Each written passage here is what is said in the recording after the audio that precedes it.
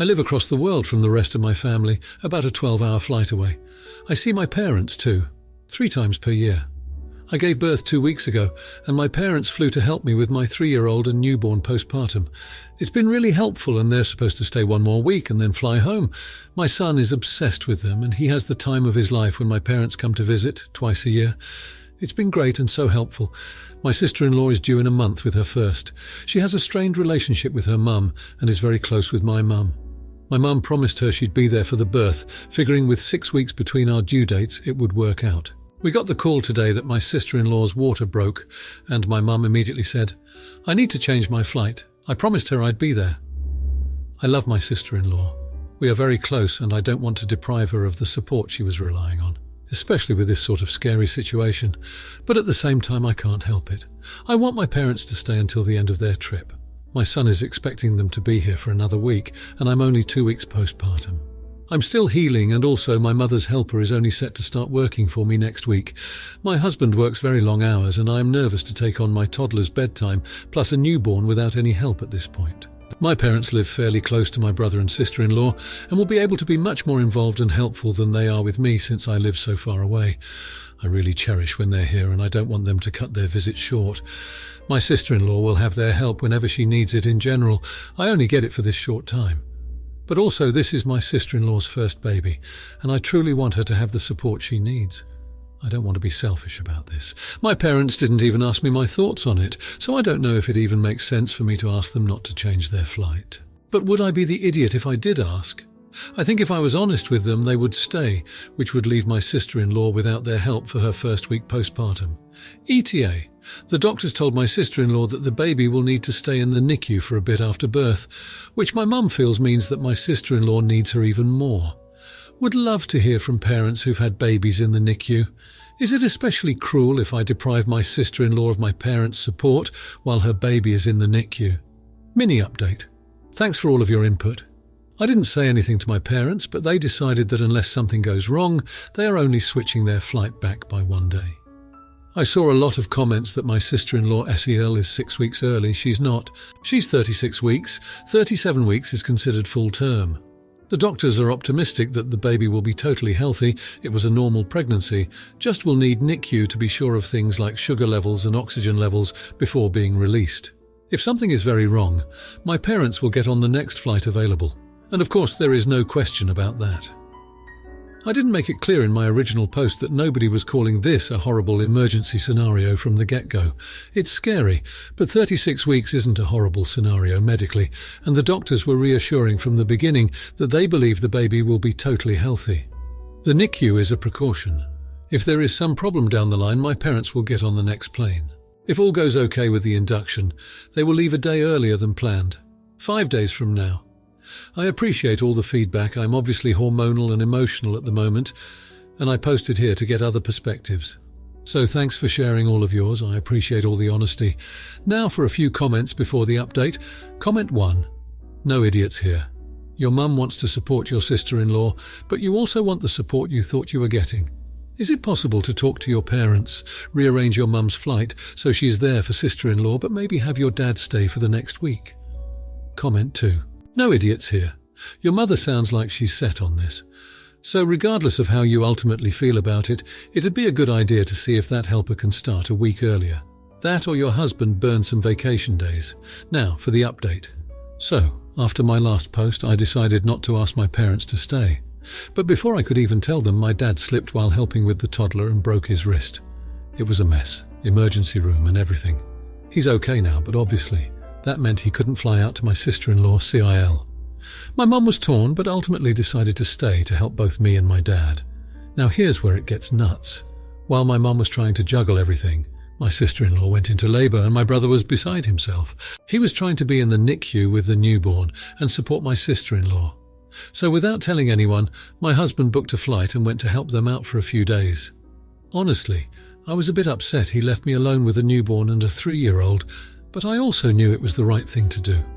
And just when I thought things couldn't get more chaotic, the 3-year-old came down with the chicken pox. I mean, seriously? The doctor said it was a mild case, but you try telling that to a cranky toddler who doesn't understand why they're itchy.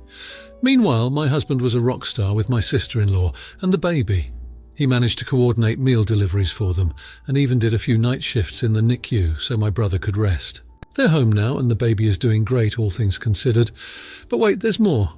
My mum was supposed to reschedule her flight to help my sister-in-law after my dad recovered, but they've both decided to stay longer. My dad can't really travel easily, and I think my mum feels needed here. I'm so grateful for that because these 2 weeks have tested me in ways I couldn't imagine. So to sum it up, broken wrists, surprise flights, chickenpox, NICU shifts, and a whole lot of family love. It's been intense and I'm running on fumes, but we're getting through it. Thanks to everyone who sent advice and well wishes. It's definitely been a reminder of how unpredictable life can be and how important family is during tough times. Now for the comments. Comment 1. Not the idiot. It takes a village to raise children, and your husband stepping up for his sister is part of that. You handled an intense situation at home like a champ. Your family's support network sounds strong and loving. It's admirable how everyone is pitching in during tough times. Comment 2. You're the idiot for not understanding the importance of your husband's presence for his sister. Childbirth can be a critical time, and your brother and sister-in-law needed him. It's a temporary situation, and you should be more understanding of the circumstances and the support your husband was providing. Comment 3. Not the idiot. You're juggling a newborn and a sick toddler, which is no easy feat. Your husband did what he had to do for his family and you stepped up at home. It's all about teamwork in a family, and it sounds like you both are doing your best to support each other and your extended family. Now, for the next story. My wife has digestive struggles and one of them is often being uncomfortably gassy. Before she gets into bed at night, she will do what I assume is some kind of light yoga to try to work it out. Oftentimes she will use a bench by a window because it helps her get into the right position. She has a wedge pillow as well. She says this helps her. As a gag gift, I got a fan and set it next to the bench in front of the window. My wife thought it was hysterical and kept it there. She has always been light-hearted about it. I'm trying to be at least a little proper in talking about this, but we do call it the fart bench between us. Well, my brother and his kids came over for Thanksgiving and he wanted one down for a nap. The kid really likes to look at the sky to sleep. I think the said kid is going to be a philosopher or artist. Anyway, my brother put him to bed on the bench. Later on, he came storming down all mad at me and told me that I could have warned him. I didn't know what he meant. He said my wife went into the bedroom and said, "Oh, nephew is sleeping on the fart bench." And they got into an argument about it. I told him that it's not like she passes window into the fabric. He said we were both immature and gross. I mean, yes, admittedly we are a little, but I think he's mad over nothing. Am I the idiot for not warning him what my wife uses the bench for before he let my nephew take a nap on it? Now for a few comments before the update. Comment 1. Not the idiot. I would tell him, if you're mad about the fart bench, wait until we tell you what we do on the bed. Comment 2. Not the idiot. If there is a seat anywhere in your house you guys haven't farted on, then I'd say you're weird. Comment 3. Not the idiot. There's no harm. The only one causing a stink is him, because he caught wind of it. Now, for the update. It's been almost a week since the whole fart bench debacle at Thanksgiving, and I never would have guessed where we'd end up from there. My wife's discomfort didn't just stay at the occasional bout of gas. It got worse, much worse. It turns out the light yoga she was doing was more of a coping mechanism than we realized. Soon after everyone left that day, she experienced severe abdominal pain, and I rushed her to the hospital. The diagnosis was like a punch in the gut. Advanced ovarian cancer. We were blindsided. All those little signs we thought were just quirks or minor issues were symptoms we'd missed. The doctors started her on chemo right away, but the prognosis isn't great. She's been in and out of the hospital ever since, and when she's home, she's often too weak to even make it to the bench by the window. That fight with my brother seems so trivial now. He's been supportive since he found out, but there's this unspoken tension. We're all trying to navigate this new reality, and it's like we're walking on eggshells around each other, avoiding the topic of the argument that seems so insignificant now. The bench sits there by the window, mostly unused. Sometimes when she has the strength, my wife sits there and we just look out at the sky, not even mentioning yoga or the nickname it used to have. It's just a bench now, a silent witness to the life we're desperately trying to hold on to. Now for the comments. Comment 1. Not the idiot. It's human to get caught up in small squabbles, especially with family. The important thing is that your brother is there for you now when it really counts. Life throws curveballs, and that bench is just a piece of life's tapestry. Don't beat yourself up over past fights. Focus on the support you have today. Comment 2. You're the idiot for letting a silly fight overshadow the real issues at hand. Your wife needs you to be strong, not dwelling on petty arguments. It's time to step up, be present, and let go of the insignificant stuff. Your brother's support is invaluable, and your energy is better spent appreciating that rather than regretting a meaningless spat. Comment 3. Not the idiot at all. Reflecting on past arguments is natural, especially when faced with mortality. It's not about the fight with your brother, it's about realizing what truly matters. That bench isn't just a reminder of struggle, but also of the moments of joy you've shared. Hold on to the good memories and let them fuel your hope during this tough time. Now, for the next story. I, 32-year-old female, have a brother, Charles, 38-year-old male who has a girlfriend, Claire, 35-year-old female. Claire has a daughter, Ruby, 8-year-old female, who has additional needs. This will be relevant. And I have a daughter, B, 4 years old. We are all, along with my and Charles's parents, going to be on a family holiday over Christmas. Claire was originally not bringing Ruby as she was meant to be staying with her father, but her dad is unreliable and cancelled, so Claire is now bringing her. For some context, Claire loves my daughter, which is great. She will volunteer to babysit her. I don't need babysitting as I'm a stay-at-home mum and my mother is nearby for emergencies, unprompted, and whenever we see her at events she always wants to play with B. B loves her and it's nice to see, but it is noticeable how she will spend a whole afternoon fussing over B, even when my husband and I are perfectly capable of looking after her. But again, she's great with B, so we don't mind. A couple of days ago, Claire and I were texting about what to pack for the trip as I was lending her some clothes. During this, I sent her a picture of what I was packing for B to give her some idea of what Ruby would need, and Claire said she was really looking forward to seeing B. She then suggested for a couple of days during the holiday we do a kid swap where we babysit each other's kids for the day. I was immediately not keen on this idea, as I have only met Ruby twice and I know nothing about her needs or how to properly look after her. Also, I come on holiday to spend time with my child, not farm her out to other people. I skirted around the issue, saying we could definitely do things together, but Claire kept pushing me to agree. She wanted her and Charles to take B for a day to go ice skating. This back and forth went on for a while before I finally said no. I'm not letting you borrow my child, you already have one. Claire said I was being unfair and that she deserves a break and to have an enjoyable holiday too. She then said she didn't want to borrow my clothes anymore and stopped texting me. Charles is now saying she's very hurt that I won't let her take B out and that Claire adores her. I said that's not the point. I'm not comfortable caring for Ruby on my own, and frankly I find it a bit odd that Claire's idea of a break from parenting involves babysitting. Charles says I'm massively over-dramatising and that babysitting Ruby for a few hours doesn't need a degree and I should just help Claire out. Now I'm wondering if he's right. Am I the idiot? Now for a few comments before the update. Comment 1. Not only are you not the jerk, but I would be very careful around the two of them and leaving them alone with your child at all. I'm not wanting to put horrid thoughts in your mind, but a lot of abusers and P3D0S start by being that close figure to the child. There is no reason she is obligated to have alone time with your child. Comment 2, not the idiot. They are your respective kids, not some tokens to be passed around. If Claire needs a break, she should call it what she needs, and that is a babysitter. Now, for the update. After my initial refusal to participate in Claire's kid swap, tensions simmered beneath the surface until we all finally embarked on our Christmas getaway. 3 days into the trip, after a frosty but civil standoff, Claire approached me with a tearful apology. She confessed that her suggestion was out of desperation. She's been feeling overwhelmed and was hoping for a day to recharge without the responsibilities of caring for Ruby. Hearing her out, I felt a pang of guilt for not recognizing her struggle sooner. We hugged it out, and I offered to spend a day with Ruby, with Claire guiding me on her needs. It was an eye-opening experience, and Ruby was an absolute delight. But the drama didn't stop there. During our kid swap day, while I was with Ruby at a nearby park, B, under Claire's care, had a small accident. She tripped and broke her wrist. Panic ensued. Claire was beside herself with guilt, even though these things can happen to any child at any time.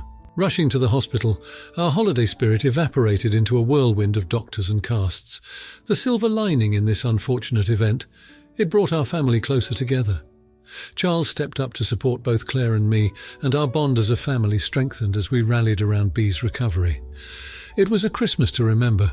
Not for the festive cheer, but for the dramatic twists and turns that reminded us of the importance of empathy and support in family dynamics. Bea is doing fine now, sporting her cast like a badge of honour, and Ruby and I have developed a special bond. As for Claire, she's seeking additional support to manage her stress and responsibilities, and our relationship has healed, stronger than before. Family drama aside, this holiday season taught us all a valuable lesson in compassion, understanding, and the unexpected ways life can reinforce the bonds we share. Now, for the comments. Comment 1. Not the idiot. You're not obligated to swap kids like they're trading cards. Plus, it sounds like you stepped up when Claire needed you. Accidents happen, and it's great that you all came together for Bea's recovery. Your family ended up stronger, and that's what counts. Comment 2. You're the idiot for initially refusing to help your sister. Families should support each other, and it seems like you only realised the value of that after Bea's accident. It's a shame it took that to bring you all together. Comment 3. Not the idiot at all. You weren't comfortable with the kid swap, and that's your right. Good on you for recognising Claire's stress and helping out with Ruby. And it's not like you could have predicted Bea's accident. It's heartwarming to hear how the incident brought your family closer. Now, for the next story.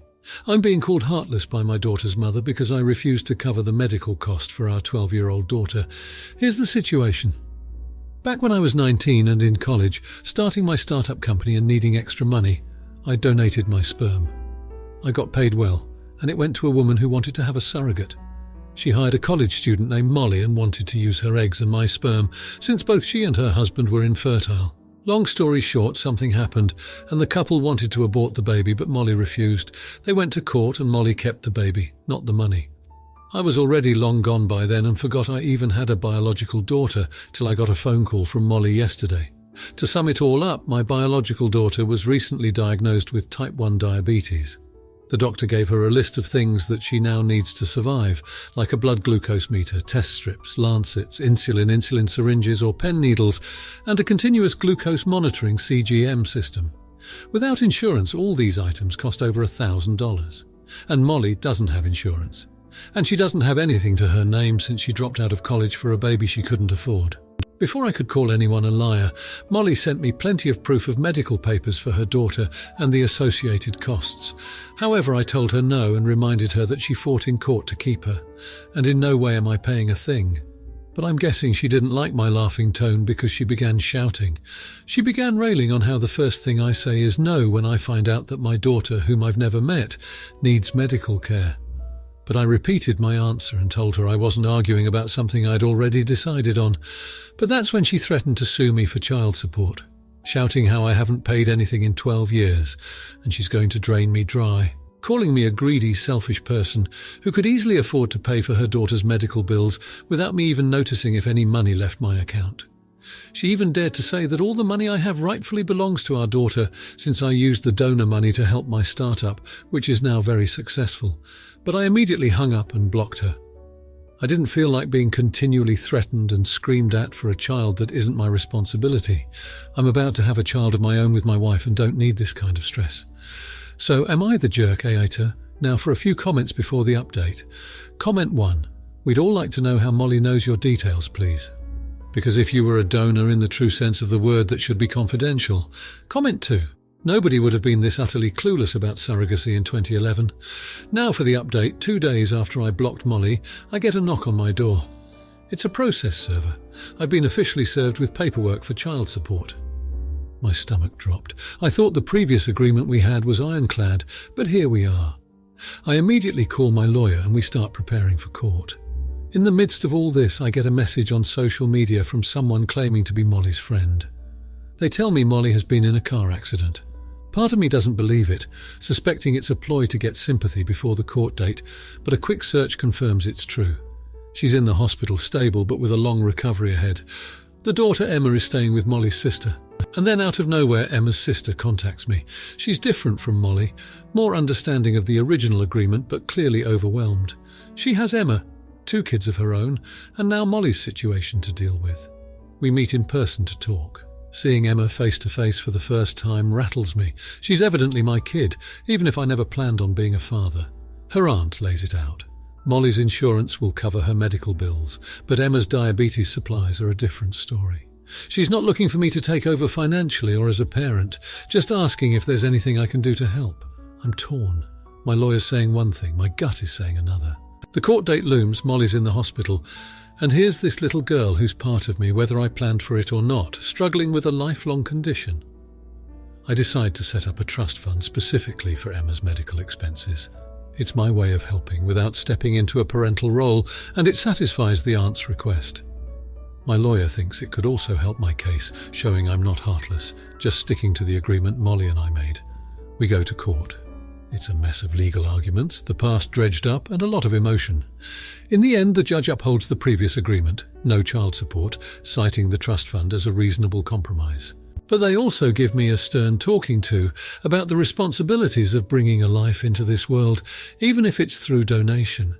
Molly's still recovering, and I've decided to keep some communication lines open with Emma's aunt, just for updates on Emma's condition and to make sure the trust is being used as intended.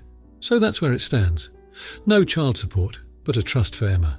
Some loose ties with her family now, which I never expected. And a whole lot of thinking about what it means to have a biological kid out there in the world. It's been a roller coaster, but I think somehow we've found a way forward that's going to work. Now for the comments. Comment 1, not the idiot. You've done more than enough by setting up a trust fund for Emma's medical expenses. It's not your fault that Molly blocked you and then got into an accident.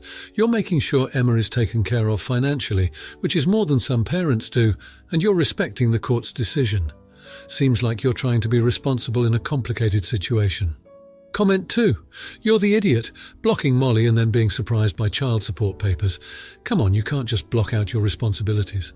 Yeah, you set up a trust fund, which is great, but part of being a biological parent is being there emotionally too, not just throwing money at the problem. You should be more involved in Emma's life, not just rely on her aunt to communicate. Comment 3, not the idiot at all. You're doing the best you can with what you've been handed. Molly made her bed by blocking you, and you're still stepping up financially with that trust fund for Emma. Plus, you're respecting the legal process and keeping in touch with Emma's family. You're navigating a tough situation with grace and accountability. Hats off to you. If you liked this video, you'll probably like these too. Also, while you're here, please consider subscribing. It's your support that keeps this channel alive and allows me to make better and longer videos. Have a great day.